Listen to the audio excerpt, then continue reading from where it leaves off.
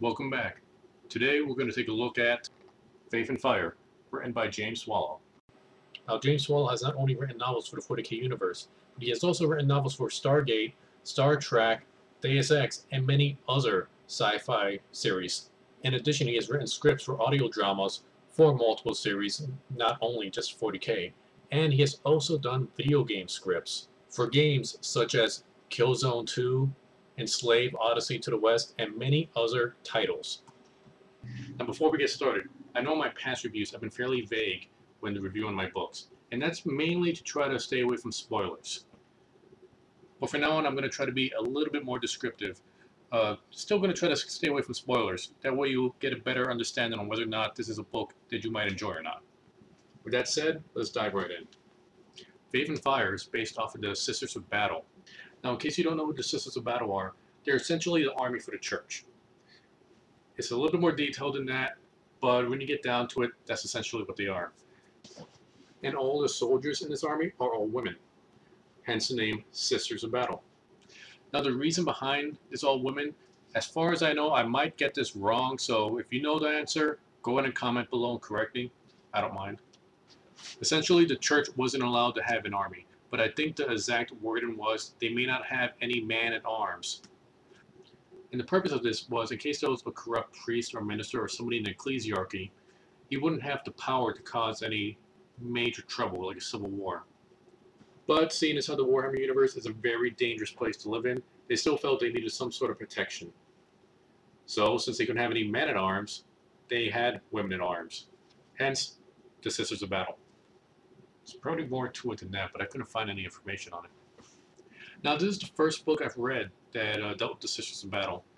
And in fact, if you go on Amazon and look for any novels based on the Sisters of Battle, this is one of 2 novels you'll find. This is an audiobook. I didn't count that.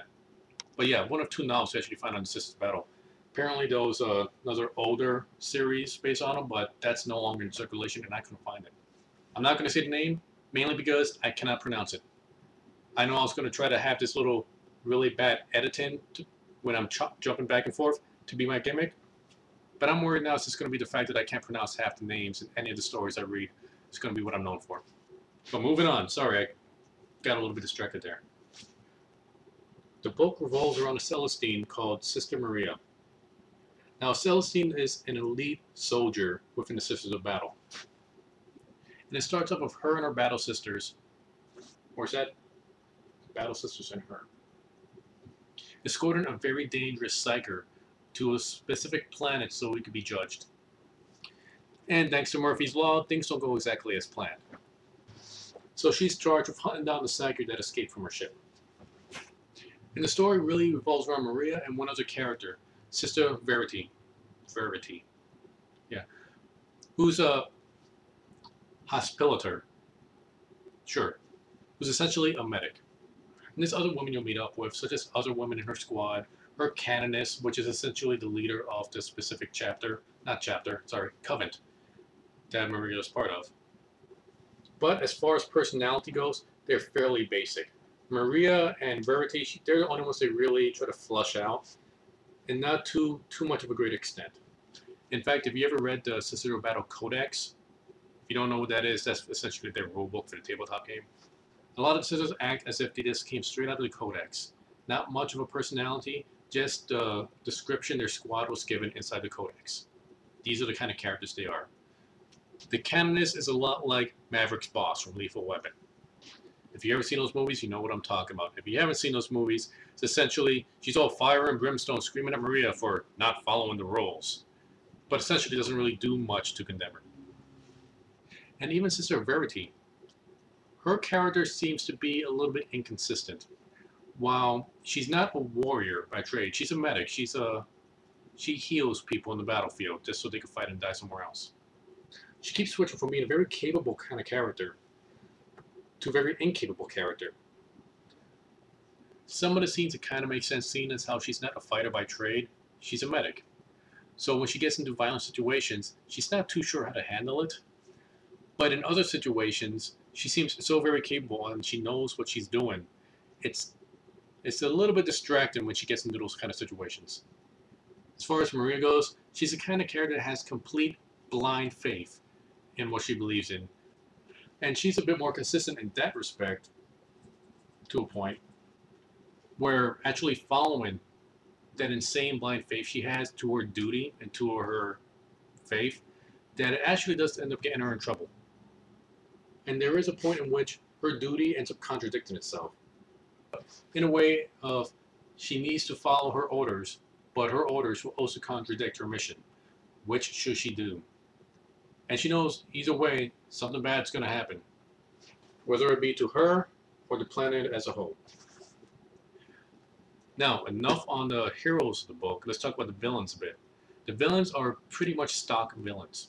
I mentioned a psyker earlier. There are multiple psykers in the book, and if you don't know what a psyker is, they're essentially people with psychic powers, very destructive psychic powers, such as doing Sith lightning, like in Star Wars, or shooting fireballs and stuff like that. They could also communicate through their minds, levitate, all that stuff.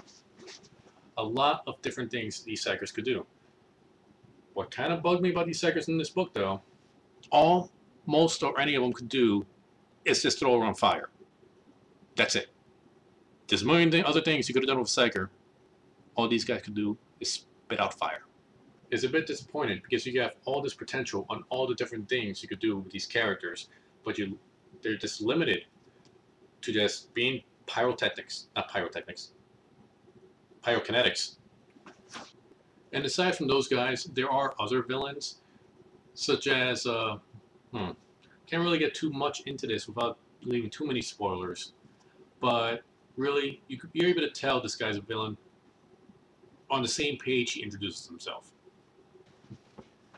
The sisters are dealing with corruption in the church here, fighting against psykers, and in the end, when the big bad guy reveals his plan, has the sisters dead to rights, and instead of just offing them, turns into a super villain because he has not really monologue but explain every detail on what he was doing.